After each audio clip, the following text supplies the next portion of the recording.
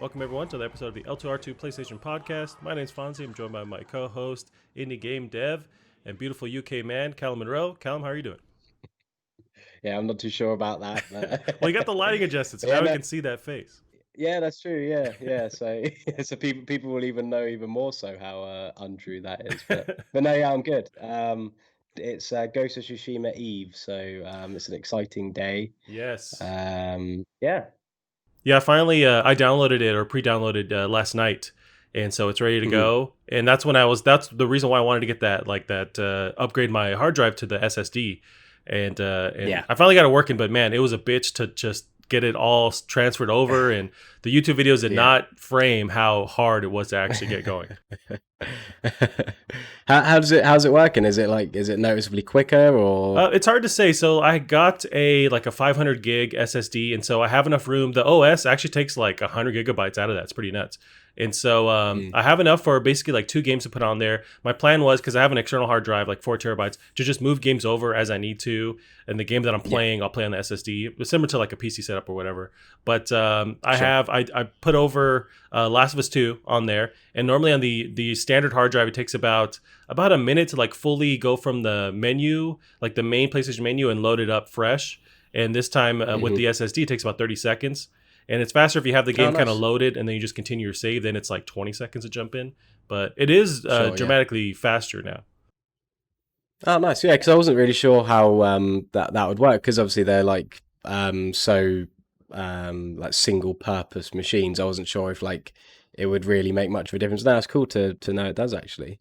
But I think yeah, I it's definitely something I might consider doing. But I think before I do that, I probably want to make sure I've got enough put away for the PS5. Yeah, as I was buying, I was like, man, maybe I should just kind of wait off this. But I do imagine I'm going to be holding on to this PS4 Pro for a while before I Yeah, finally exactly. Yeah, upgrade.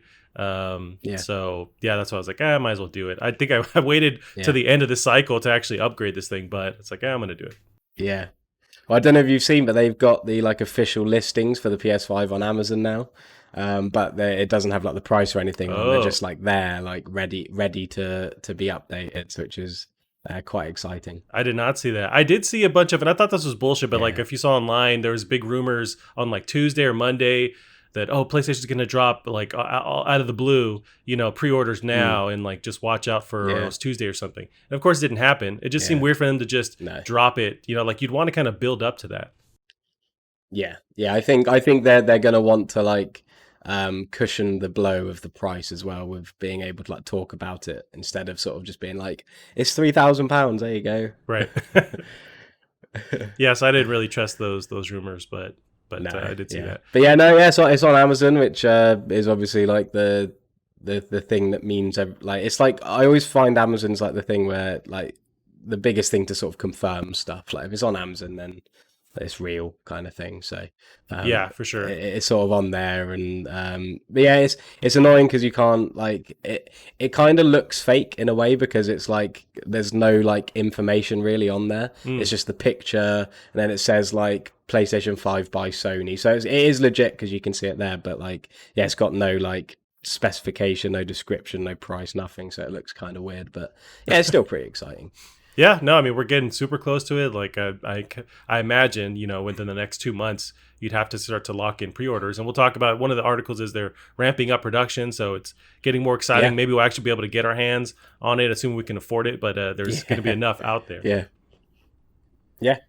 What'd you play this week? Did you jump into any games, or still beating your head over with like Mass Effect stuff or No, Persona? so I finished Persona 5. You finished Finally, it. got the platinum. Yeah, I Whoa! finished it. Got the platinum trophy. I'm done with Did you it. do a Never little have to dance or a little look at it jig? Like, what? How'd again. you celebrate? Well, it was like I was in bed and it was like 1 a.m. So it was just like a kind of like grateful exhale through the nose. I Gotcha. think it was. But yeah, no, I'm glad to have got that out of the way. Means I can sort of like it. It wasn't even that it was taking up too much of my time. It was just knowing it was there was just grating. Yeah. But no, and other than that, I've just been playing Assassin's Creed Origins, which I'm starting to enjoy more and more as I get through it. I'm starting to like enjoy how it plays, and I had a few problems with like the controls and things at first, but Yeah. started to like get into it a bit more. But then there's some other things that I'm also starting to not enjoy as much, like the story. Is I find it quite confusing. That might just be because I'm really stupid. But I was talking to a friend the other day, and I said it feels like it's it expects you to know, like, be to have like a degree in this, like in history or something. Like it just talks about everything with like no context, and I just have no idea what they're talking about. Oh, So interesting. but no, but other than that, the game's just super fun to play, so I don't really mind. It's just really fun to explore, and I think I mentioned last week the world design is just so top notch. It feels like really genuine and really real, and I think we'll talk about Assassin's Creed later anyway. But yeah, no, I'm really enjoying it. It's a really good fun game just to sink a few hours into every now and then. That'd be really cool to get your take on playing this one. And imagine maybe if you have a real, overall good time, you'll jump into the next one, Yeah. Odyssey, and to see your kind of fresh take on their progression, because this has been the past 5 years Yes. or Yeah. whatever, with them finally learning and doing coming out with Valhalla. But yeah, this is one I always meant to go get into. There's a ton of sales on it too. Like I'll see it on PlayStation Network Mm. for super cheap.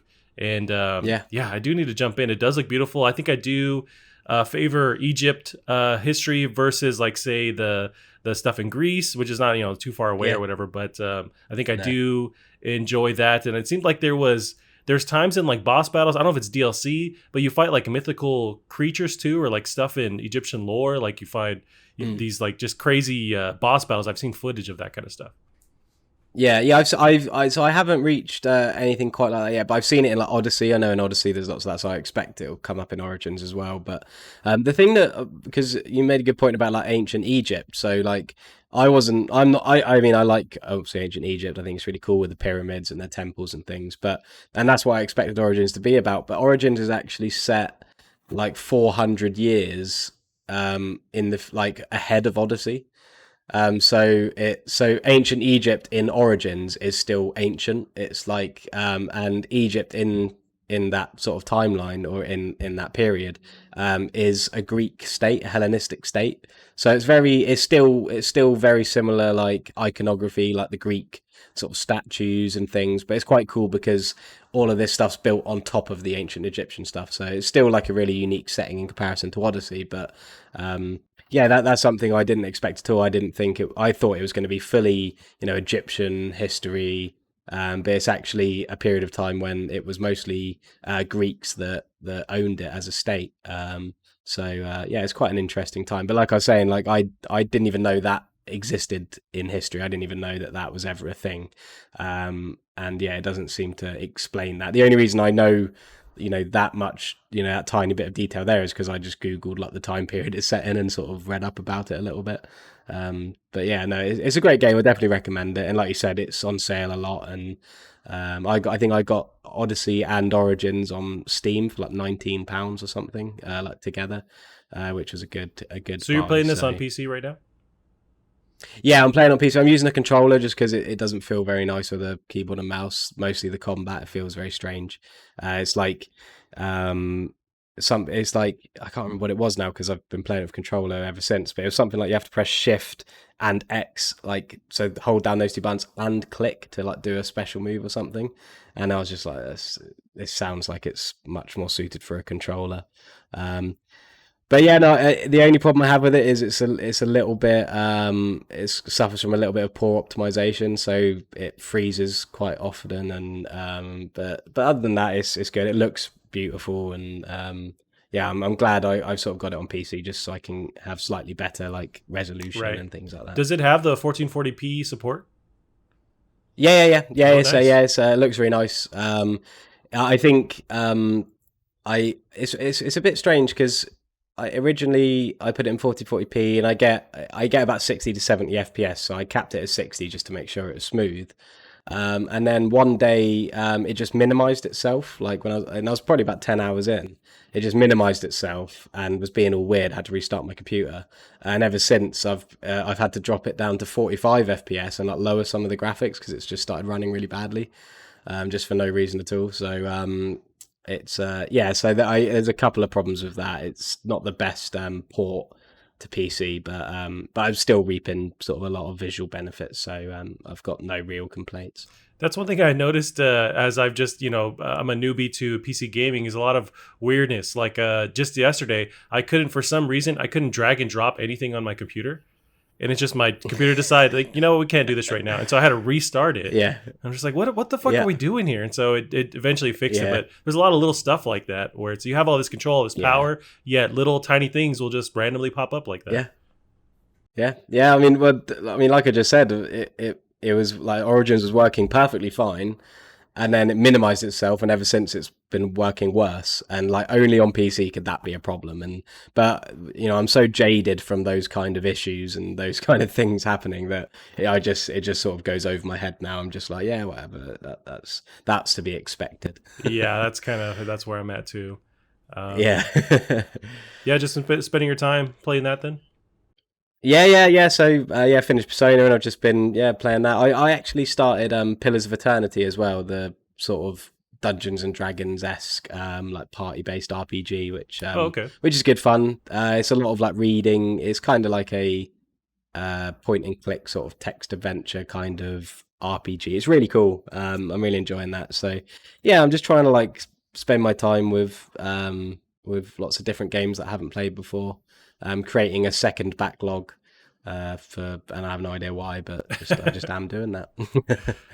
Gotcha. Yeah, I've been playing some of a bunch of different stuff. One game in particular that looked really cool that I knew it wasn't for me, but I wanted to try it was this game, Mortal Shell. Have you seen any footage on it? It's sort of like a Dark Souls esque kind of game, like a Bloodborne kind of game where it's that brutal kind of combat where it's not forgiving at all, but it looked really beautiful. It's there's a beta right now on the Epic Game Store, so I played it on PC.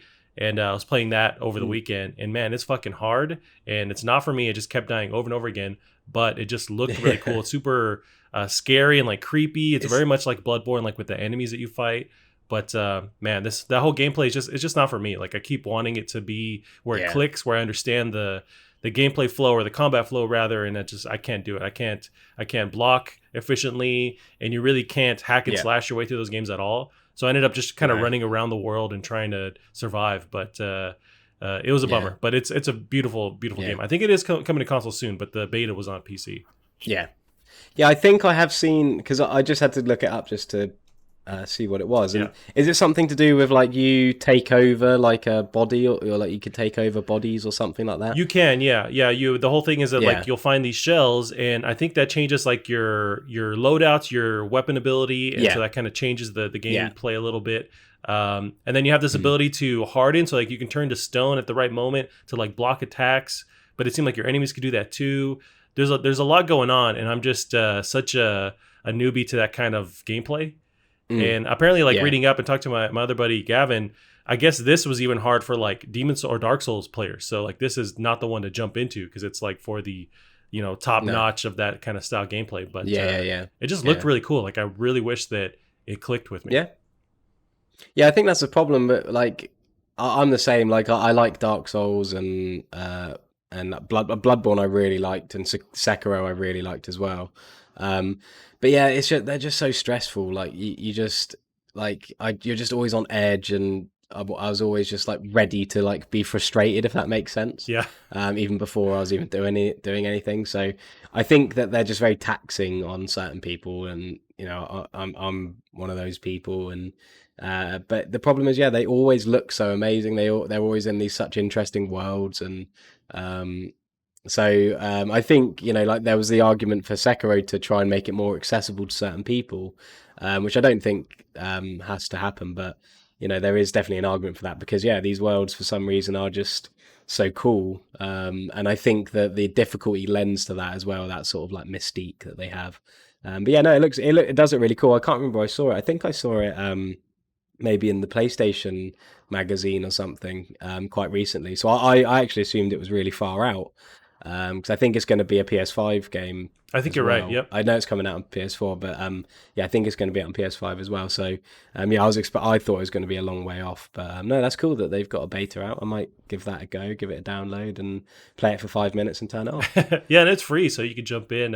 I wonder the the reason why to do a beta, because there's no multiplayer aspect, there's no server. So I wonder if they're testing out like how people react to the mechanics or how hard it is, and if they're going to adjust, Yeah. or they hear people out and say, okay, we're going to make it harder because everyone's whining about it. Like I Hmm. wonder how they, listen to feedback, or what the point is of a beta. Yeah. But yeah, Yeah. no, I mean it's there for those players that like that kind of gameplay, but it wasn't Yeah. for me. Well, I suppose it's a good way to get game testers on your game, really. Yeah, true. I think that's the reward of that is, you're going to get a huge amount. You're going to build a community before the game's even out. You're going to get great feedback from people, what you need to change and do. I think the risk there though is that if it's like really bad and a lot of people are put off by it, maybe they won't be willing to give it another shot when you've done all the changes to it. So it's definitely a risky move, but yeah, I think it's definitely a viable option, as opposed to finding game testers, having to get them to sign NDAs and paying them Right. and all of this stuff. So yeah, it's definitely a viable way to do things. But yeah, it's it'll be interesting to see how that works out for them.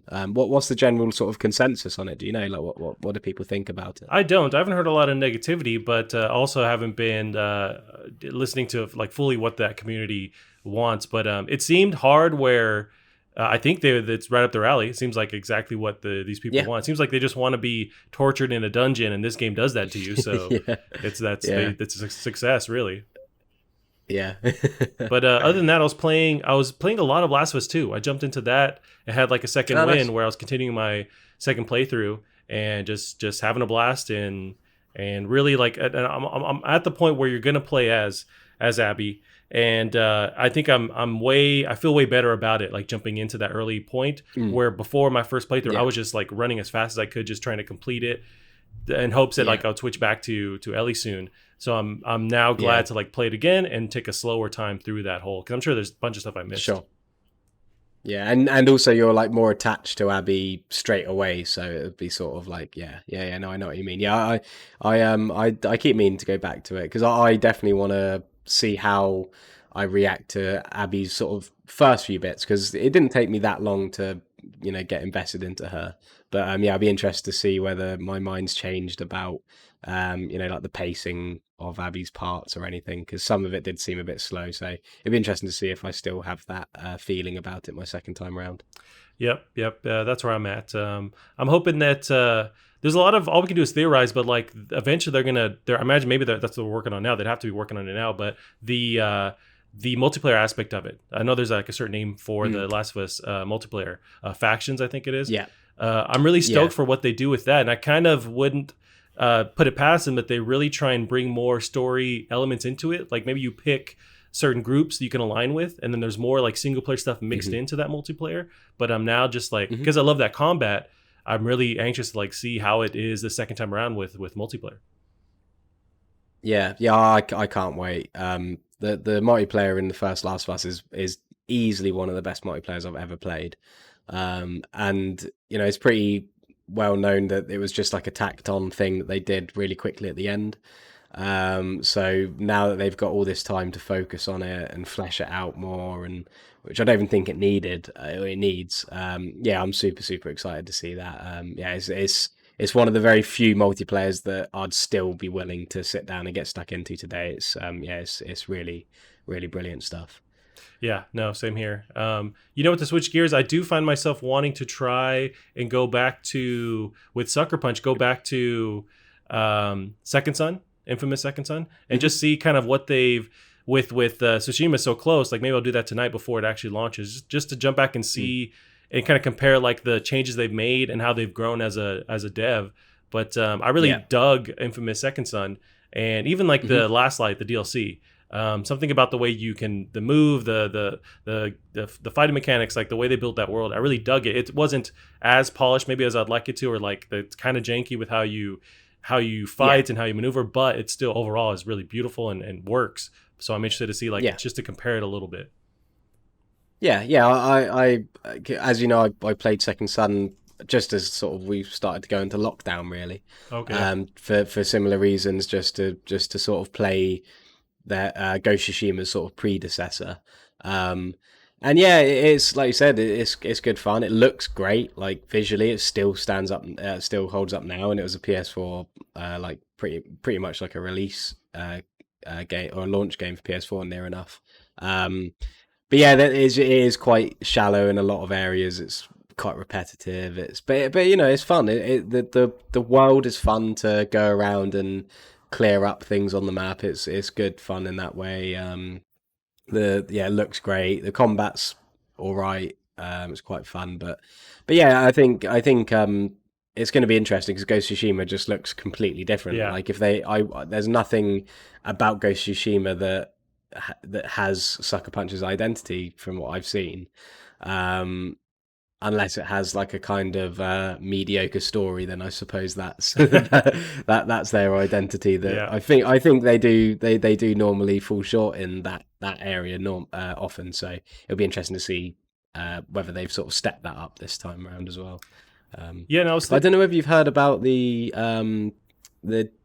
Japanese voice acting not matching the English, like the facial yeah, like animations. the dubbing. Yeah, I Um, have heard that, and it's kind of a bummer because you think they would yeah, have really focused on not yeah, messing that up. And I don't know if they messed it up, but it seemed like it wasn't one for one. Like there was, you could tell where it was just kind of like yeah, it would pull you out of the experience. Yeah, I heard that. yeah.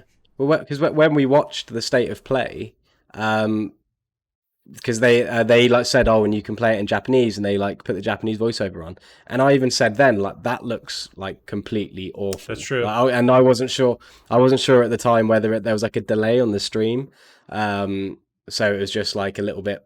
But yeah, you'd at least expect them to either animate it twice, because lots of games do that, or like animate the mouth movements twice, or just do something to make it fit in more, especially considering it's set in Japan. Right. Like even like Sekiro, that that has an amazing Japanese dub over it, which most people play the game in.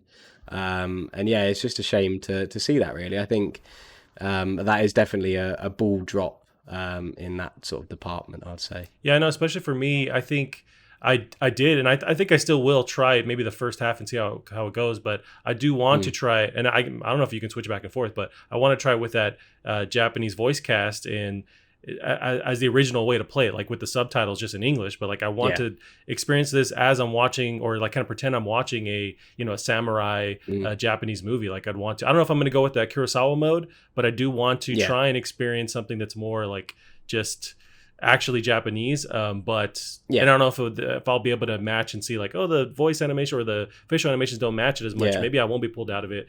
But Yeah. I am kind of like bummed out hearing that reception. Yeah, yeah. Like I'm not too. I'll play it in English. I've got like a real. I hate it when things are like dubbed. Like especially if it's like an anime or a cartoon or something. I don't mind it. Like Persona 5, I played in Japanese with English like subtitles, and that was really great. Um, but yeah, I think when it's like, especially now as we're getting more and more real, like in terms of facial animations, like I struggle to watch like a series, like a live action thing that's dubbed, because it's really obvious to tell then because it's like real people speaking. And this is pretty much at that level. I mean, not far off. So I'd imagine it's probably going to bother me quite a lot. But yeah, like you said, it might be worth just trying it out, seeing if it's bearable. But considering I sort of straight away realised how awful that looked at the state of play, I think I'll just play it in English, which isn't a problem. But yeah, it's a shame just not to have that option to take. Yeah, and it seems like they nailed every other aspect of the game, or like just with the translation and stuff. It's just that the voice acting, Mm. which is a huge thing to fail at, or to not be Yeah, at full capacity with. But yeah, it is a huge bummer. But yeah, we can segue into some of yeah, the review thoughts. So that's a good yeah. Cool. Yeah, point to change yeah. over. So that's we're hot off the heels. It's coming out tonight, basically, on Thursday night. Is it? Yeah. It's like Thursday night for me. I can play it at 9 p.m. basically because it's like midnight in the East Coast. Blah blah blah. But yeah, we'll go into some reviews. Overall, it's super positive. So I have kind of a gradual ascension from the top reviews all the way down to some of the not so well received reviews of it. So on Metacritic, it's got overall 84. So Game Informer gave it a 95. Ghost of Tsushima captures the mystique, fierce violence, and barely contained emotional angst of the great samurai films. The line of inspiration is clearly purposeful. Sucker Punch includes a gorgeous Kurosawa mode, which sets a black and white film grain, audio treated effect that doubles down on the classic cinematic vibe. But even beyond that cool feature, this is a game that nails the aesthetic it's shooting for, firmly establishing itself as a medium's defining samurai saga. Destructoid gave it a 95. I'll kind of cruise through some of these. IGN gave it a 90. Ghost of Tsushima is an enormous and densely packed samurai adventure that often left me completely awestruck with both its visual spectacle and excellent combat. A few aspects are surprisingly lacking in polish in comparison to other first-party Sony games, especially when it comes to an enemy AI and the stealth part of its stealth slash action split. Still, this is an extraordinary open-world action-adventure game that solves several issues that have long gone unaddressed in the genre, while also just being an all-around samurai slashing good time. So GameSpot gave it a 70, kind of going down here. Polygon had a pretty down review on it. So Polygon says, Ghost of Tsushima has a distinctive aesthetic after all, but it's only skin deep. The core game underneath that alluring exterior is a pastiche of open world game design standards from 5 years ago. It lacks a real personality of its own. Overall, I think it was in that higher range, but there are some outlets that they're a bit more critical or just kind of weren't as impressed. But how do you feel about kind of digesting all these interpretations? Yeah, I think you get out of sort of the highs and the lows included there. I think they all sort of agree in certain ways, especially aesthetically. I mean, it sounds to me like maybe it is slightly just not groundbreaking in its world design, its gameplay, and its gameplay, which is fine. I don't think that's needed in every single game. I think sometimes it's fine just to have a game that's fun to play and isn't like breaking any or raising any bars. I think Polygon's issue, they say it has a distinctive aesthetic, but then they say it lacks a real personality of its own, which is kind of doesn't really make sense. If it has a distinctive aesthetic that distinguishes it from other things, then clearly it's having its own personality. But I think that obviously they're talking about the gameplay, but yeah, it sounds. I mean, I'm glad that it's been, it's saying 84 on Metacritic, which is a great score, and it seems definitely because I mean, if we're comparing Sucker Punch's titles, it seems like a big step up from Second Son, which is great. It's really cool to see, and it's another, from I haven't played it yet, but it seems like it's going to be another powerful first party title for PS4. And is this the last PS4 exclusive? This is it. Yeah, this is it. Everything else is all third party. We still have a bunch of huge juggernauts for the fall, but I mean it's all third party stuff or like cross platform stuff. Yeah. So it's a good it's a good thing to sort of cap it all off, really. Yeah, I know. I mean, I share the same thoughts, and if you consider like what Sucker Punch has done before, and for them to pull this out, it's pretty nuts. So yeah, I understand that there's issues, and maybe those issues are more prominent when we actually play the game. But to see their last game, Second Son, and to see this, it's such a crazy difference. And they bit off not more that they can chew, but like they tried to go as far different from that experience and tried to achieve a huge open world that's crazy beautiful and still has its own unique flavor and then kind of brings this samurai genre, back to life. It's a lot for them to achieve. And so like I wonder if that needs to be in play when it comes to the reviews, considering like it's not like Naughty Dog did this and this is their next one and it kind of like falls short a little bit. The past games have been okay to good, and this seems like a huge jump, and they try to do so much and they seem to overall nail it. I think they just deserve still a lot of praise for even trying something like this because it's so different. They could have gone with something way more safe in that's more related to something like Infamous, but they did not with this. Yeah. I think like you said, I think they are really pushing the boat out. They're definitely going something more cinematic as well, which for me personally has never been their strong point. I haven't actually played the first two Infamouses, so I can't speak on them, but where looking at Second Son, which is their most recent game anyway, the cinematic presentation of the game has never been their strong point.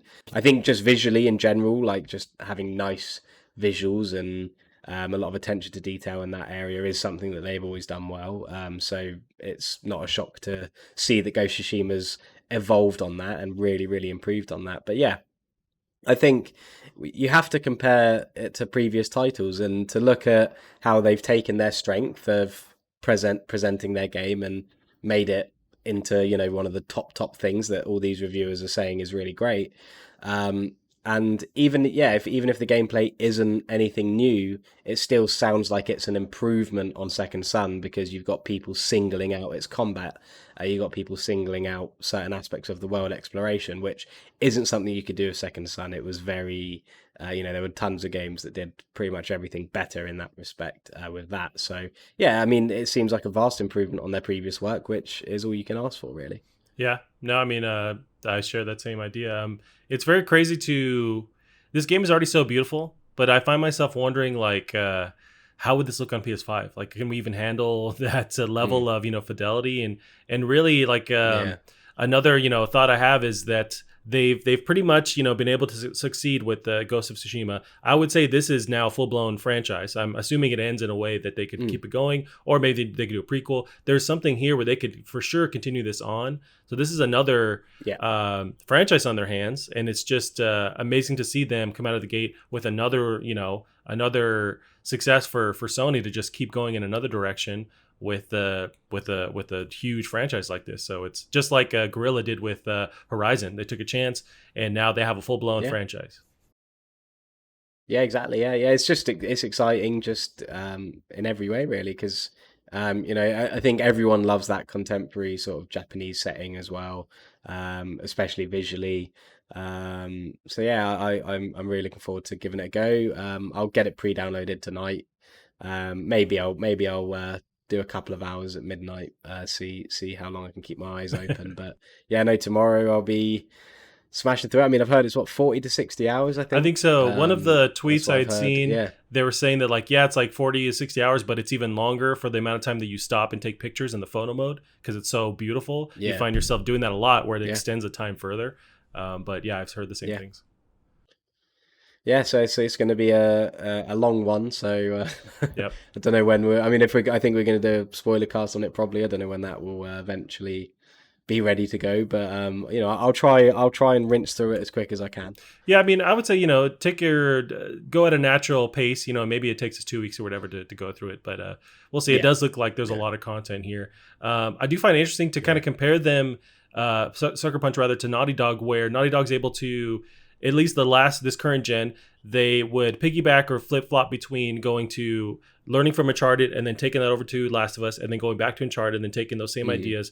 So to see Sucker Punch hopefully change it up next time, maybe go back to Infamous, learn from what they did with Ghost of Tsushima, and then vice versa, take those same things they learned and go put it back into Tsushima 2. mhm. It'd be cool. I like Yeah, when devs have that different contrast and like a style so they can kind of learn and go back and forth. Same with like Bethesda with, say, Fallout and like Skyrim, how they can kind of go back and forth and learn and take those same ideas or improve on those elements with the next release. I like when they have that option to kind yeah. of change up the pace and then learn from those different releases.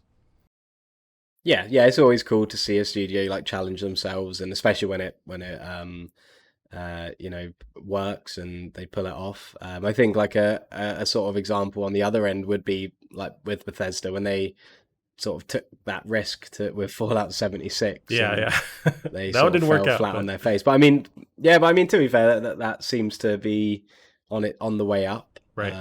Fallout 76. So who knows? But yeah, I think it is nice it's nice when a studio takes a risk and it pays off. So and it looks like, you know, whether or not me and you know, we might hate this game. You never know. But you know, objectively, it looks like it's been well received. So you know, it's a success in all senses of the word. Yeah, I mean, I can't wait. I wonder if this will work any better on the SSD that I have, but it's ready to go now. I'm definitely going to hook this up Yeah. to my 4K TV and try and just like get as much, visuals out of it. And with all the games Yeah. coming, all the PlayStation games coming to PC, I can't imagine also if they were able to port this and like unlock all the bells and whistles, how also this would run. Because I Mhm. think this is at 30 frames per second. So I wonder how it would look, even better on 60 frames per second too. Yeah. Yeah. Oh, yeah. I think especially when you've got like all the dynamic grass and everything, there seems to be a lot going on. So yeah, I think this is definitely a game that would benefit higher frames. But yeah, no, I'll just use my base PS4 and suffer with 1080p. And I think I'll probably do what I did with Last of Us 2 and put it on my 1440 monitor. I mean, I get a little bit of like blur because it's like stretching the resolution slightly. But the good thing is like I'm close to the screen, and I'm a lot more like involved. So I think I'll just do that and sit in the cabin for 40 hours straight There you go. until it's done. Like God intended, Callum. Yeah, So yeah, exactly. speaking of, porting PlayStation games to PC, we had Death Stranding released this week on PC. I don't know if you've seen some of the footage, but I've been jumping into it, watching Digital Foundry's take on it, and it's crazy fucking beautiful, and it makes me. I sort of like dabble with the idea of, man, do I want to play this game again on PC because it looks so nuts? I don't want to pay another, Yeah. full price for this game that I already spent so much time with, but it looks pretty amazing. Yeah, it does. Yeah, I looked a little at some of the sort of like comparison videos, and yeah, it looks pretty insane. I haven't really looked into like how like its optimization, like we were saying earlier, like that's a big thing to think about with PC games. Right. So many games are just so badly optimized for that it's just not even worth trying them. But yeah, it's cool for me because I'd never played it. I didn't play it on Oh, PS4, so really? I've still got that option to I yeah, would say maybe try this on still got the PC then and option get to your get take it. on it. I mean, it's eventually maybe when you're willing to Yeah, jump yeah, in, like, and pay the full price for it. yeah. But like Digital Foundry's breakdown showed all the options, and apparently it's like crazy customizable Hmm. PC wise, and you can really just tailor it to Mm. your experience. And I guess it's just really optimized where it doesn't matter your rig; it can kind of handle most things, most setups, and you Yeah, can get a lot out of yeah. it. And of course, there's like the 60 frame per Oh, second. that's good then. Yeah, yeah. Yeah, because I think I mentioned this before as well, but like because I've now got my 1440p monitor, I pretty much have to play games at 1440p, which is taxing on its own. So I think what I'm going to end up doing is I've got a 1080p monitor now, but it's a 60 hertz, like it's not the nicest monitor. So I might buy a new 1080p monitor so that I can sort of like have that option to reduce resolution as well, because a 1080p switching down to 1080p on a 1440p monitor looks horrendous because it's just stretched. It's not like native on there. It's not like TVs where they sort of are all clever and they can upscale and downscale and everything. So yeah, so I think I might get a 1080p monitor because then I'll be able to play like these really taxing games like Def. I mean, like if what you're saying is like right, where it's really well optimized, then I should probably be all right at 1440p. But I want to have that option to change resolution just in case it doesn't run properly. But Yeah, no, and it gives me now I'm curious as to see with I forget the date on it, but with Horizon, that's also they announced a PC port. mm, This is using that same Decima engine, so I yeah, imagine it's going to have the same ability to fully customize the options on PC. And that's an older game, but I imagine hmm that's also going to look even more beautiful. So I love the idea of these yeah, games that have been locked on PlayStation coming to PC and letting people just completely turn everything on. yeah. Well, you'd imagine actually that thinking about it now that because they didn't come out on PC at the same time, they probably will be well optimized because they've had all this time to screw around with it and make sure that it's going to work on PC. Because normally, like we were talking about Assassin's Creed earlier, yeah, that those games came out on PC the same time they came out on console, so that was just like rush it all out Right. as quick as on everything. And then all they can do from then is release patches, which won't fix everything. Um, so I might have a look at Death Stranding and see what that's like. And yeah, you mentioned Horizon, didn't even think about that. Um, I don't think I'd get it again, but I would be interested just to see what it'd look like at higher res and higher frames. I actually saw. I don't know if you saw this. I don't know if it was a leak or intentional, but someone released like the settings like panel on the Horizon PC version, No. and you can choose console settings. Like you can choose so like to everything, so it'll like default everything to the console settings, Yeah. and they were all like medium, sort of low. So it shows like how much more you can go on the PC version, which is pretty cool. I'm sure. Yeah, no, that's it puts into context how, and these all are older machines. Like the PS4 is what 7 years at this point Yeah, now, so it's like you are kind of yeah. locked into this older technology. So yeah, I mean, you Mm. could definitely get way more out of it on current PC stuff. Yeah, Yeah, the only problem is you've got a user PC, which, as we were saying earlier, is not always the most fun Yeah. thing to do. Yeah, for sure. But yeah, I don't think I'm actually gonna put the $60 or around their full price for Mm. this. But it is interesting, and maybe if it goes on sale, I'll jump in. Yeah, it's worth keeping an eye on. Yeah. Yep. Cool, Cam. So we'll transition into our next one here. This one is about the PS5 production. So we got PS5, Sony reportedly increasing production to 10 million consoles in 2020. So this is of IGN. Adam Bankhurst has the article. Sony is reportedly increasing its PlayStation 5 production to 10 million units in 2020 as it, quote, sees the prolonged effects of the COVID-19 pandemic boosting demand for gaming. As reported by Nikkei Asian Review and Bloomberg, Sony had originally planned to produce 5 to 6 million consoles by the end of March 2021, but the change in demand due to global pandemic has caused it to change course. Sony is said to have begun PS5 mass production in June, and under the latest plan, expects to assemble 5 million units by the end of September and another 5 million between October and December. Not all 10 million may make it to store shelves in 2020, however, as logistical delays may delay a percentage of the PlayStation 5 consoles in 2021. A big factor in the potential delay for some of the stock is due to shipping constraints, as a large proportion of Sony's consoles are made in China and sent out via sea around the world. It could take months for these consoles to make it from China to US and Europe via ocean lines, which can cause issues keeping PS5s in stock. Sony is also said to be increasing production for the PS5's DualSense controller. It had originally planned on producing 10 million units. Yeah, Callum, what do you think about this? Yeah, although as I read the article, the idea of a lot of these PS5s locked onto a shipping container somewhere in the ocean and just taking months to get here, and some dude who's just like in a crowd Yeah. of PS5s just kind of messing around and playing with them. Yeah. Sounds awesome. Yeah. But how do you feel? This gives me more Yeah. hope that we can actually get our hands on this thing. Yeah. I think yeah, it's cool. It obviously something's changed logistically to influence that decision.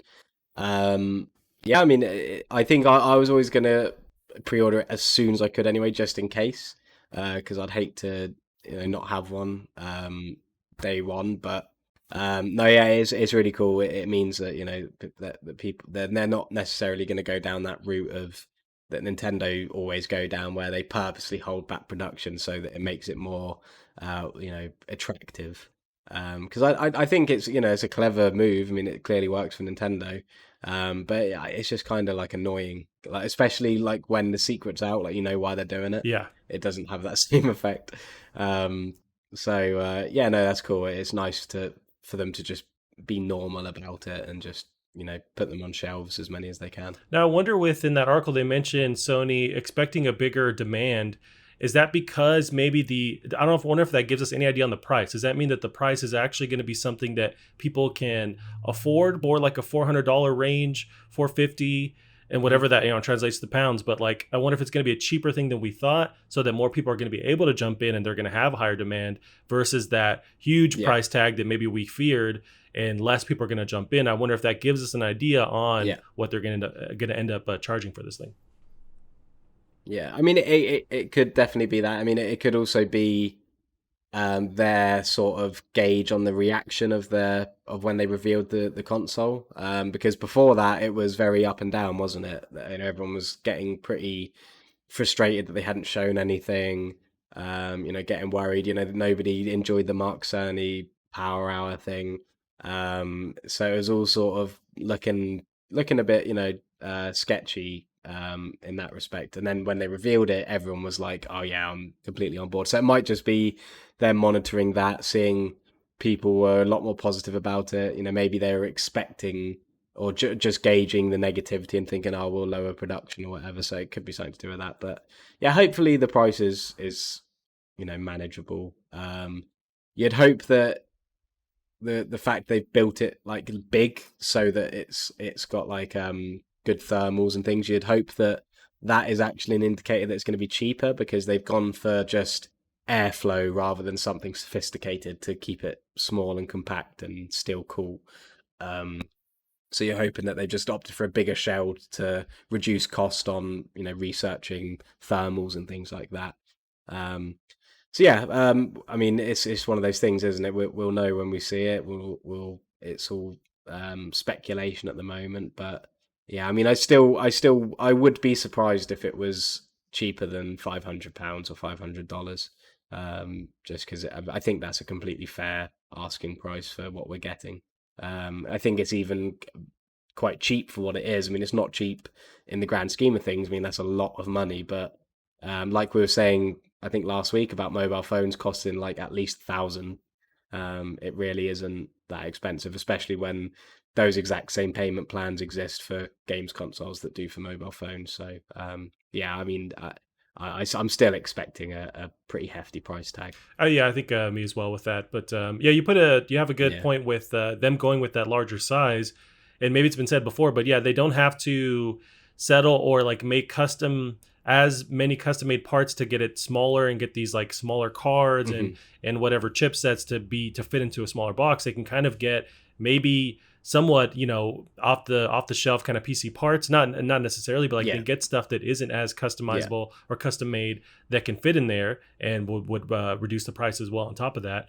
And that helps Yeah. with airflow. I know I guess the PS4 had issues. Well, I mean, it for sure does with the airflow with the fan going out of control, but Mm. also that's the thermal thing. I always hear that people's like PS4s are crazy loud, but that's like the thermal paste that wasn't properly secured or enough of it was put in Mm. those base models, and so they dealt with that loud fan.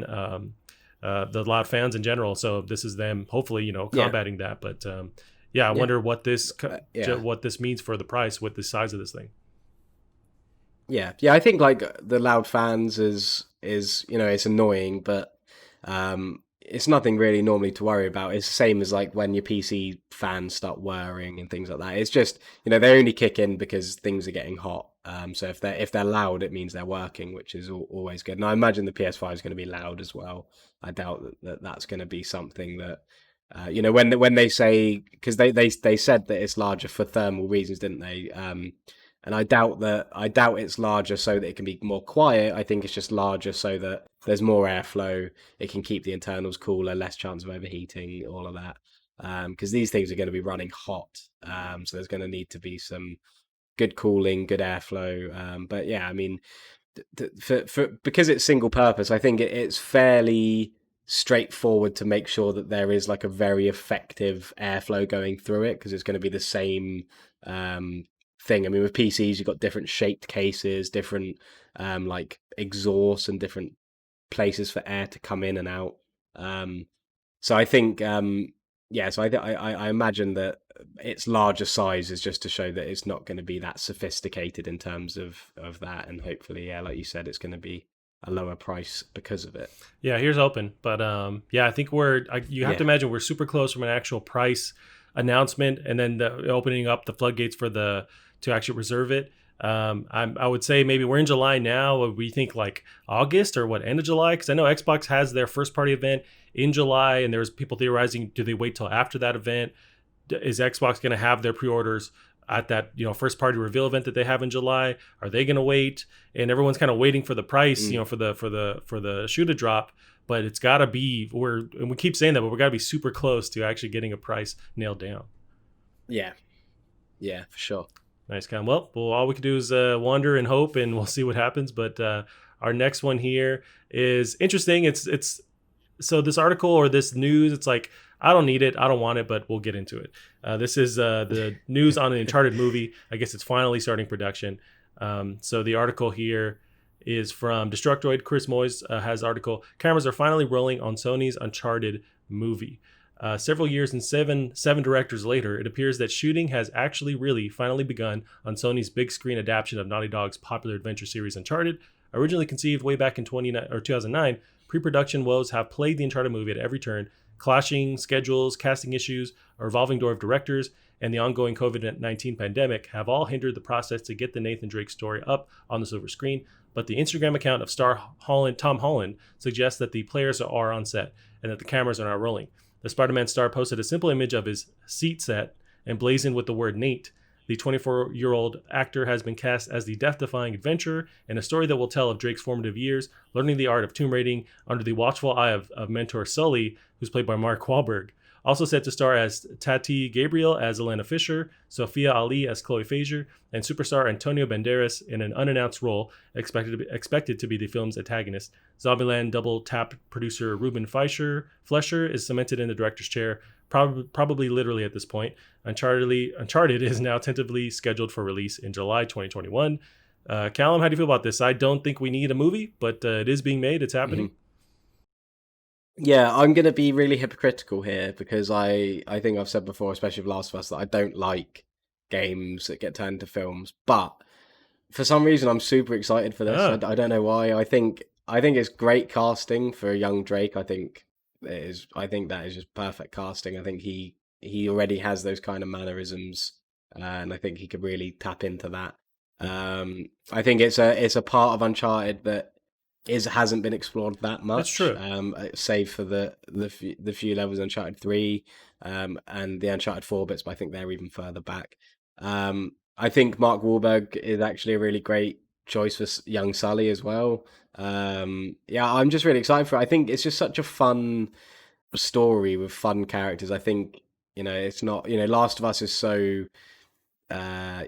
deep and experienced in a certain way. Uncharted is just lots of fun, lots of explosive set pieces, lots of things that would translate well onto the big screen. So, yeah, I'm really excited for it. I'm glad that it's actually happening because I assumed it wasn't actually going to happen in the end. But yeah, no, I'm going to be a complete hypocrite against what I normally say and just say that, yeah, I'm really excited for it. No, that's true. I mean, you bring up good points.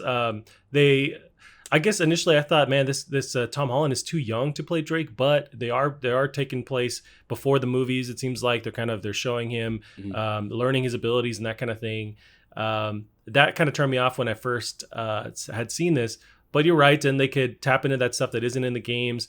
The cool set pieces that will make Uncharted could lend themselves well to the big screen, and they could really take advantage of that. That is true. Mhm. I guess it's like with these games, especially with like Naughty Dog games, they're all so cinematic. You don't really need a movie presence because you spend so Yeah. much time with these games in general, and like the cutscenes, the set pieces are so over the top, and it's cool to actually play them. So I just, Yeah. I'll still reserve judgment until the trailer comes out because they're just now starting, Sure. production. Yeah. But I guess at face value, I Yeah. don't need it. But you're right. We'll wait and see Yeah. like what this actually looks like. Yeah. Yeah. Yeah. Yeah. For sure. Gotcha. So you'll be buying your ticket day one for this. It looks like. Yeah, as long as we're allowed in cinemas, we're Yeah, it's there. crazy. I mean, I guess they're making movies again, but it's like, where are we going to go see these? I mean, Yeah. one movie I've been Yeah. excited for is Christopher Nolan's Tenet. I don't know if you've seen trailers for it, but Oh it looks yeah, yeah, super yeah. dope and really just trippy and nuts. And I loved, not Inside Job. What was that? Inception. I loved Inception, so it's cool to Mm. see him go back to that. But they keep like pushing the release date forward because there's no theaters to go into. So they're trying to like Yeah, launch in yeah. July and August, but it's like I don't know when that movie's coming out. But yeah, No, assuming we yeah, have no theaters to idea. go to at some point, then we'll see this movie. Yeah, yeah. Cool, Callum. Well, the next one here is about Sony acquiring a minority stake in Epic. So the actual article here is from Matt Kim of IGN. Sony acquires minority stake in Epic for $250 million. Sony has acquired a minority interest in Epic with a strategic investment of $250 million. The minority stake will mean that Sony and Epic will be able to collaborate more closely together in areas of games, entertainment, and technology. This deal means Sony gets a 1.4% interest in the games development studio and publisher and gives Epic a valuation of $17.86 billion. For context, Sony paid $229 million for Insomniac in 2019 and $380 million for cloud gaming service Gaikai in 2012. Epic founder and CEO Tim Sweeney has said that Sony began discussing buying its $250 million stake in the Fortnite creator after the Unreal Engine 5 PS5 demo, explaining, I guess they liked it. Responding to concerns that there was a financial arrangement made behind closed doors to ensure PS5 tech was used to showcase the UE5 demo, Sweeney countered by saying serious investment discussions began after the event. Tim Sweeney added, Sony and Epic have both built businesses at the intersection of creativity and technology, and we share a vision of real-time 3D social experiences leading to a convergence of gaming, film, and music. Together, we strive to build an even more open and accessible digital ecosystem for all consumers and content creators alike.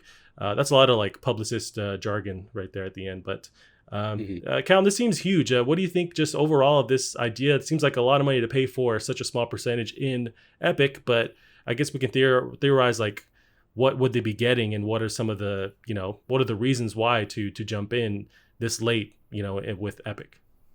Yeah, yeah. I mean, well, firstly, I don't know why Epic need any money. Yeah. But also, I think it's just just a sign of support, I suppose. I think obviously they've worked closely recently with Unreal 5. Um, yeah, I think it's a yeah, I'm not too sure. I mean, I think it's very there's probably a lot going on behind the scenes with that. Um, but yeah, I think it's definitely interesting. It makes sense considering how close those two have been recently, and with the PS5 on the horizon. Yeah, I think it's all just related to sort of that kind of thing. But yeah, So some of the smarter, theorizing behind the scenes I took from Colin Moriarty's Sacred Symbols podcast. I was listening to that over the weekend, and he kind of had some ideas mhm, on what could we imagine that is happening behind the scenes. So these are the takes from that podcast. But do we see like Sony getting dibs on the UE5 engine maybe first before other developers with that? I wonder if that's part of the deal. Um, will mhm, this tech transfer over to their first party studios where they can kind of unify them a bit? I mean, they all use their own proprietary stuff anyways, or like Sony related stuff they share. But if you remember, Days Gone used the UE4 engine for some reason, and no other first party really does that. They all use their like own Sony mhm, stuff. So I don't know if that helps with the deal. yeah, And also they were theorizing, do we see, so the Epic has their PC games, their PC marketplace. Do we see games that normally would go mhm, there only go to there and PS5? Like they have some kind of, closed ecosystem before it goes to Xbox. Maybe it's like timed mhm, exclusive. I wonder if that's behind the scenes. But Epic bought or has mhm, this publishing stake in a couple of devs. So they have Design, which made The Last Guardian, Playdead, which did Inside and Limbo, and then Remedy that they made Control recently. The Epic publishes those games now with this new deal. So I wonder if maybe those games come to PS5 and Epic first before they go to Xbox. But all we can do is theorize. But I mhm. wonder if what would sweeten the deal, because it seems like such a Yeah, small stake and they paid a bunch of money for it. yeah. I don't know. I think I think engine wise, it's hard because I think that's just going to be open to all developers. So I don't think there'll be any exclusivity there. And I mean, Pro Evolution Soccer has just announced that not for the next one that's coming out, but the one after, say like 2 games from now, they're leaving their current engine, which is Fox Engine, the same engine Metal Gear Solid's on, and they're going to Unreal Engine for then. So it's being like rebuilt from the ground up, which I like Pro Evo, so it's quite exciting news for me. But yeah, so I don't know about timed exclusivity on engines, and I'm also not sure about. I just don't know. I don't feel like 250 million is enough to buy yourself anything. It feels like it's more of a investment into something, into maybe just like a partnership, or into just working together like research wise and technical wise. That money may be spent to just further the the technology that's using Unreal Engine or something like that. I'd like to believe that anyway. I'd like to believe that it's just an investment to try and further um, the technology behind these engines and everything. But there probably is some sort of deal, and I think all of them sound viable. But yeah, I would just like to believe that it's just an investment into technology, but business isn't always that valiant. Yeah, no, it's interesting. All we can kind of do is think behind the scenes. But yeah, I mean, I wonder if it's them just Yeah, getting in on the, not the ground floor because Epic's so big already, but to try and, it's an yeah, investment and it's just going to keep growing. Epic is so huge. They do, of course, they have mhm, Fortnite. They have that cinematic technology with, if you saw that in The Mandalorian, where they have these sets where they can film and like have this realistic lighting or like background mhm. images that are projected, so like they can have the scene projected on the background and just like create this really realistic effects when they're filming it in real time. And that's all Epic technology. So it's like they're only growing, they're only getting bigger with Yeah, their PC presence. So maybe they're just trying to, it's just an investment, that money's only going to grow.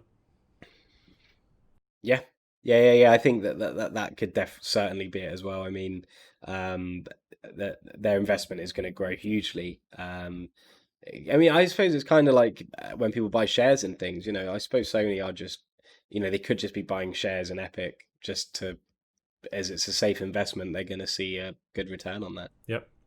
Very true. We'll see. It's anything's possible with the future, Callum. So before we go into our next one here, just give a shout out to, we got Sean from Play Everything Productions in the chat, and just giving us a thumbs up, saying "What's up, Fonzie?" But yeah, AKA That Kid Flowers on Twitter is this guy. He's pretty dope. But yeah, I follow Play Everything Productions online. They're a pretty dope podcast, and they're just crazy Awesome. over there, and basically just bust each other's balls, and it's pretty funny. But we have Yeah, I'll definitely give them a they're look. dope. They're dope. So our next one here is the 4 biggest announcements from the Ubisoft Forward. So really, I mean, my big takeaways from watching that were like Far Cry 6 and Valhalla. You're a huge Valhalla fan, or Assassin's Creed fan. What did you think watching that footage? What were your impressions? Because you finally got to see like legit gameplay from Ubisoft.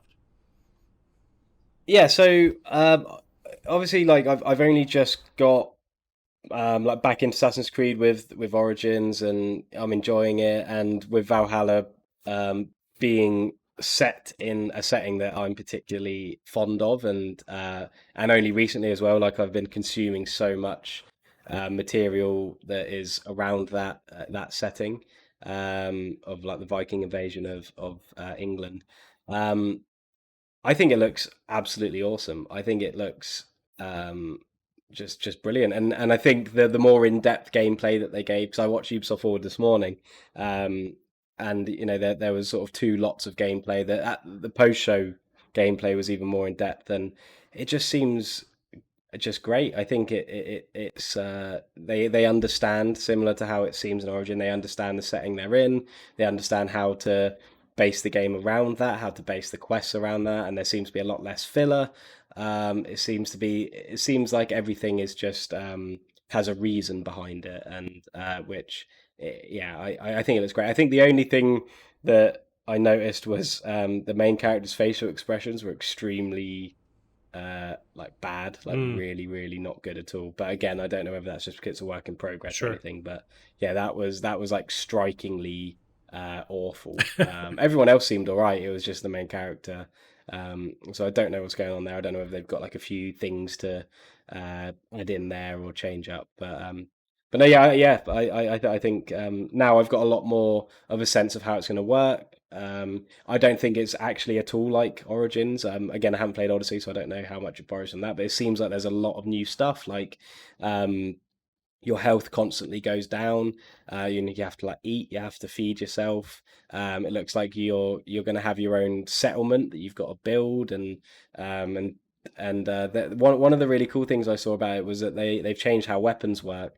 And they said that they want it to be that if you find a weapon, you can choose that weapon to be your weapon throughout the whole game. So you can like invest in your weapons, which I think is really cool. Um, which Origins has that to some extent. Like you can upgrade weapons up to your level if they like get leveled out or whatever. But I think they're having a bigger emphasis on weapons. Sort of, I suppose it kind of like makes the weapons their own character in a way. You become attached to weapons and invest your resources into them and make them better. And he was saying as well that it means you get accustomed to that sort of fighting style. And so yeah, I just feel like they've got a lot of really good stuff going on there. And yeah, and the fact that they've come away from the filler that Odyssey's meant to have had and gone for a much more contained, more focused experience, I think is going to reap huge amounts of benefits for everyone playing it as well.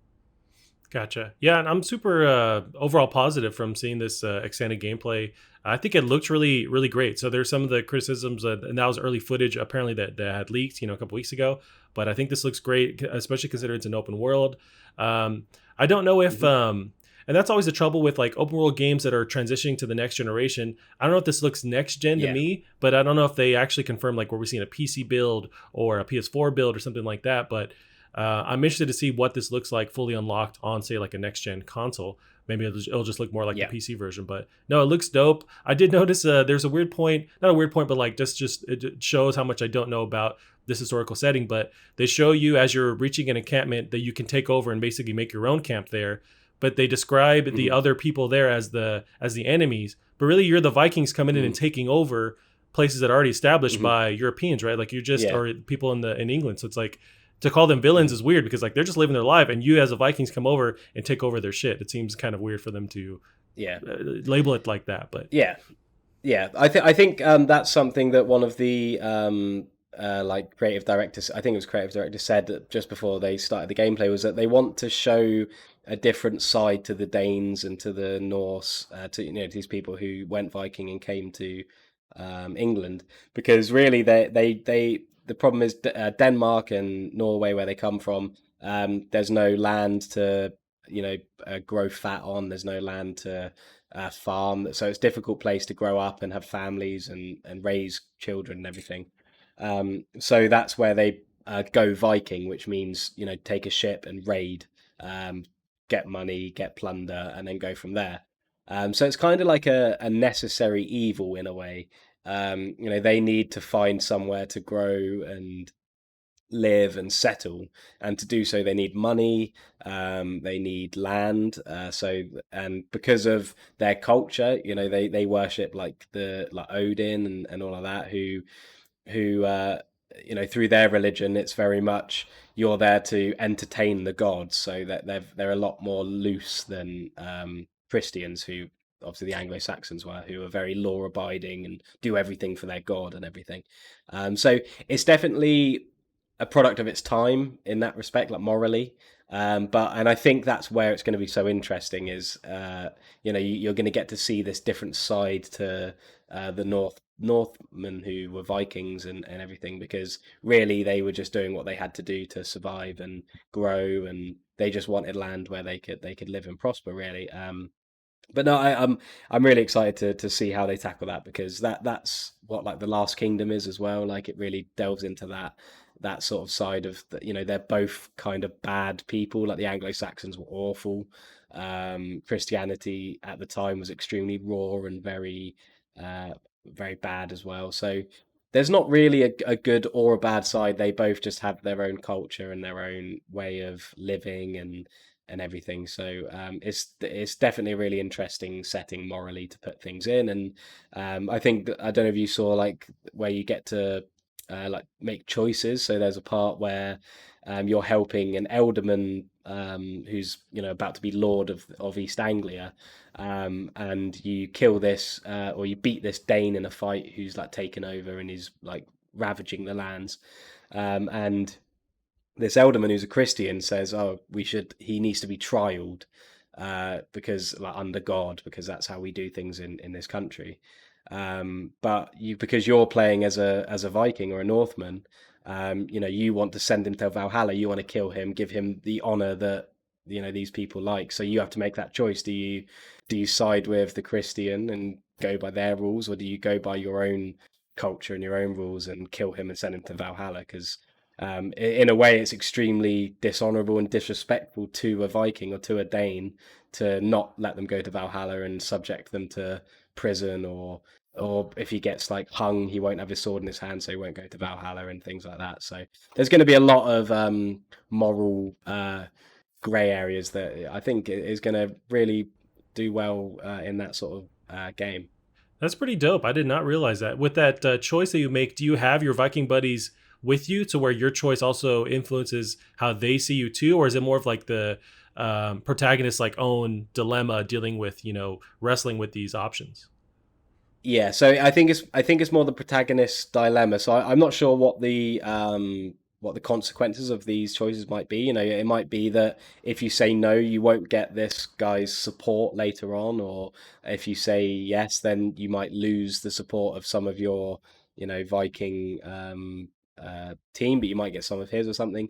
It's interesting, and it's a very similar kind of direction that the Last Kingdom takes, which is where you've got this person who's unsure whether to side with the Saxons or to side with the Danes, because there are some awful Danes and Norse, and there are some awful on the other side. So you could kind of had these Danish people who wanted to integrate and live at peace with the Saxons. But obviously they get caught up in all the conflict that happens as well. So I think that's the sort of direction they're taking. So you're going to have to choose. Am I going to go down, side with the Saxons? Am I going to side with the Danes? What am I going to do? And I think that's going to make for some really interesting choices as well. That's cool. Yeah, I'm definitely more excited after this gameplay reveal. But yeah, I wanted to get your Yeah, take on that because they did show off a good amount of that game. Nice. So we'll yeah. kind of cruise through. we got this one was actually an old bit of news, but I feel like I don't know why we didn't cover it after all. But this was big for PlayStation, so I guess a big loss, or maybe not after all, but depending on how you look at it. But this is Facebook acquired Ready at Dawn. This is about 2 weeks ago now, maybe a little bit further. But GamesIndustry.biz has the article. Brendan Sinclair wrote it. Facebook continues to add VR developers to its stable of Oculus Studios, as the company today announced the acquisition of Ready at Dawn Studios. Having shipped titles to multiple platforms in the past, Ready at Dawn is a veteran game developer with some serious chops as well as a VR pioneer. Facebook VP of AR/VR content Mike Verdu said in a blog post announcing the acquisition. Founded by former Blizzard Entertainment and Naughty Dog developers in 2003, Ready at Dawn built its reputation making PSP installments of prominent Sony franchises like Daxter and God of War Chains of Olympus. That also made the early PlayStation 4 exclusive The Order 1886, and in recent years has focused on VR, producing 3 entries in its Lone Echo franchise for Oculus.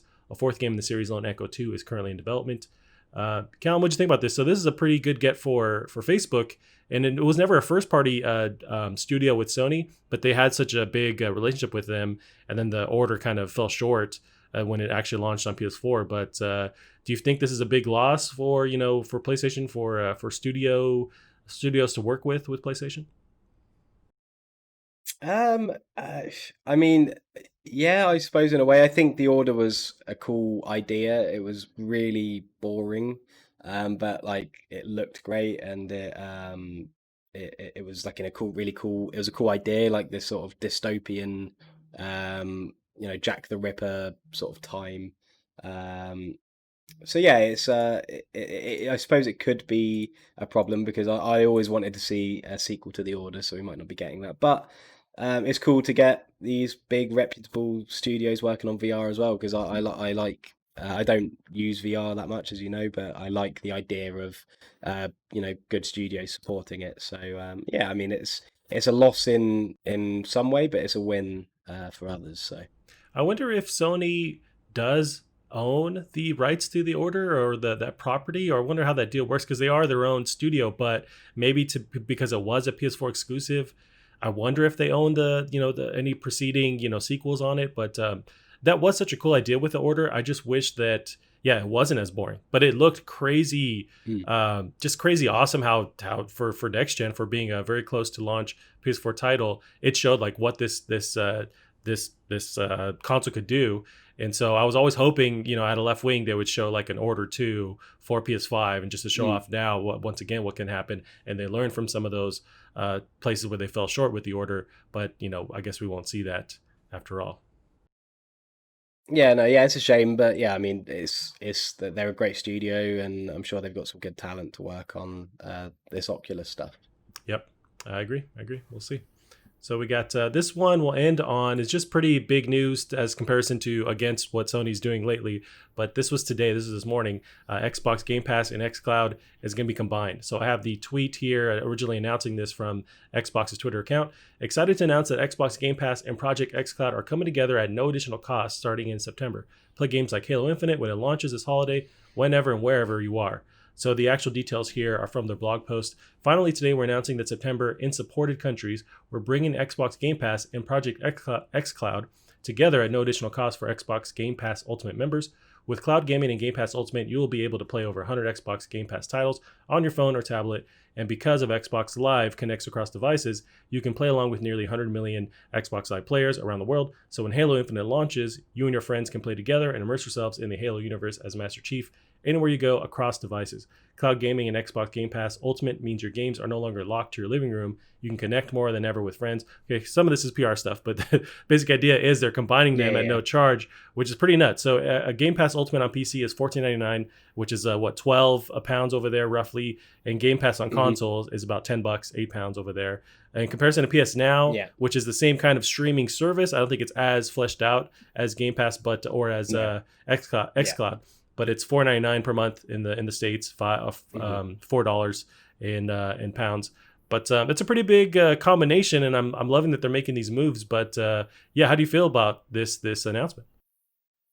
Yeah, I think it's good. I think Game Pass Ultimate doesn't really have a huge amount to offer because you've got Game Pass on console, which is £7.99 a month, and then you've got Game Pass on PC, which I have, which is £3.99 a month.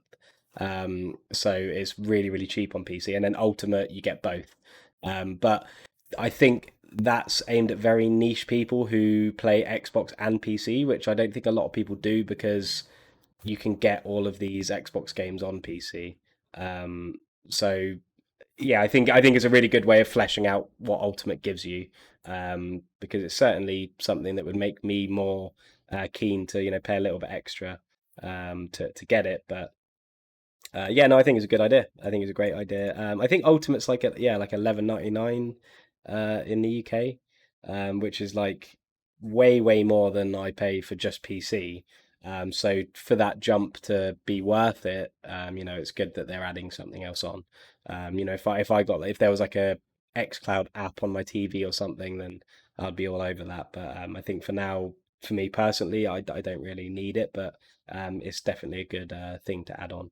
I wonder if we'll see any response or if it's needed from PlayStation. They have PS Now. Do they try and couple that Mhm. with PS Plus? I would love for each console group to actually just unify all these different features. So have one thing you pay Yeah, that gives you the online access. It gives you like say the PlayStation Plus, benefits, but also the digital streaming like with PS Now and say with Xbox in comparison. Like yeah, I'd love them to just unify everything rather than have these a la carte, options. yeah. I think that would be cool. Like an all encapsulating sort of service would be ideal for sure. Yeah, I mean it's a great move for Xbox just because I think we're going to see more of this where they're somewhat against the wall, so they're making more big swings and more moves that would maybe aren't as beneficial like financially, but they get more console players over there, Mhm. they get more people adopting it, and I love that we're seeing this, and that's what happens when they compete and when they have to kind of gain ground is that players get more features out of it. So no, I'm stoked, and I wonder if PlayStation feels any need to like combat this or add some other kind of feature to bring people over. But I think the next battle Mhm. for in next gen rather is going to be more streaming services, how they handle that and letting people play on their Yeah, devices and how that all works together. And then, although as they're doing that, you see Stadia kind of behind the fence peeking over, trying to compete in the same realm, but really not being able to do what these Mhm. consoles are doing. Yeah, no, yeah. I just forget Stadia. In fact, I was only reminded Stadia existed when I was watching Ubisoft Forward because they were like saying about how Valhalla's coming to Stadia or whatever. But yeah, it's something I forget happens, but or forget exists. But yeah, it's there and it's doing things, I suppose. It's having a rough go, and especially as these console Yeah. huge players like are able to succeed at what they're doing and just do it even better, and it's tough for them over there. Mm. But I do think the next battle is going to be subscription services, streaming, and maybe even better for people that don't have the money to jump into the next console phase. They can actually just play on their phone. They can stream it. They pay for whatever, assuming the connection is Yeah. good. They have another way to jump in, and you have subscribers there, so you have money, you have income coming in based on that. Yeah. Nice, Callum. Well, yeah, we'll see what happens with that. It's a big move there at Xbox, and they have their first party event happening in July. I think end of July, so it's coming up soon, where they're going to show off some Halo Mhm. Infinite stuff. I know you're a big Halo Yeah, I'm fan, right? excited for that. Yeah. So have you been? I know Yeah. three just launched on PC recently too. Yeah, I've been meaning to get into that. Me and a friend are playing through the first Halo at the moment, so we're hoping to get through that and then do two and then go on to three. But I must say, I don't think Halo One's very good at all. Really? It's like yeah, it's very cut and paste like things, and it's just a bit boring. But I love Halo Two and Three. So I'm looking forward to playing that. I never played four or five, so I'll probably play those at some point. But yeah, I'm stoked for Infinite. I've got good feelings about it. So it would be nice to just see Halo hopefully regaining like a foothold because it really just died and became such a lesser franchise, which is really sad to see because it was a huge titan. So hopefully we'll see it return to sort of all its splendor soon. Yeah, I mean, it used to be the juggernaut. It used to be the game to beat, and now it's fallen by the wayside. But I Hmm. think that's what also it shows how much they need to succeed with Halo Infinite. It has to just come out of the gate swinging, like it really has to with this next gen. And I think that's what they're putting all their cards in with Series X. Like that's their going to be their flagship title. Like it has to perform. It has to reinvigorate the Yeah. franchise. If not, I mean, I don't know what else to do with Halo, but yeah, so there's a lot of pressure on them to succeed with that. But I'm stoked. I mean, I guess I've fallen by the wayside too as a fan, as a Halo fan. But I remember playing the first one Hmm. when it came out on the original Xbox, and I was blown away and I loved it. Especially, there's one scene that always stays in my mind, and it's when you first find the Flood as Master Chief, and it's very Yeah. a horror setup where you're kind of making your way through. You find these logs from the various people that are like have been killed. You're not sure what's going on. Then they finally reveal them, and they're these weird, like popcorn looking monster things, and then the eventually the infected ones. Yeah. And it's so scary, so dope. I just loved how they built that up. Yeah. But also, my memories Yeah. are tied to playing it for the first time then. And if you're going in with like the advances that FPSs have had since then, it's hard to stack Hmm. up. Like I've been playing the Master Chief Collection recently, and I keep finding myself wanting to like zoom in and like do the iron sights kind of thing. And that wasn't until Yeah. like the Yeah. later titles. But yeah, Yeah. I'm hoping they really bring that franchise back to life. Yeah, I love Halo, and I just love the sort of sandbox feel to it, and the sort of the ability to sort of like not just hide behind cover and shoot like every other FPS. It's very like you can run in, and everything is just designed to like the finest point so that you're able to run in and jump around and dodge things and just have a blast. And I think that's apparently where Halo 4 and 5 started to lose its identity slightly. Um, but but yeah, I love them. There's not really much like the older ones. So yeah, hopefully Infinite will sort of return to its roots slightly there. But either way, I think we're going to get a solid FPS, and it would just be cool to see Master Chief again. Yep, I agree, Callum. Well, that's it for us this week. We'll end it there. Where can they find you online? At Bear Munro is my Twitter, and probably the best place to follow me. Awesome. You can find us online as well on Twitter as well, Plastic Heart Pod. That's it for us this week. We'll see you guys next week. Bye bye. See you later.